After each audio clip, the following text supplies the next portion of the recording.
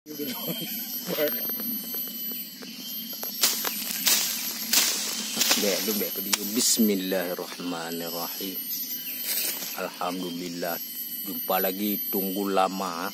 Ini ukurannya sebesar 5 meter lingkaran nih. Nah, sampai sini dia. Nah, ini tokinya. Juga haru. From Aceh, Molabu, Aceh Barat. Hutan liar ini, bukan pinggir kampung ini, bukan di kebun. Nih di hutan belantara ini.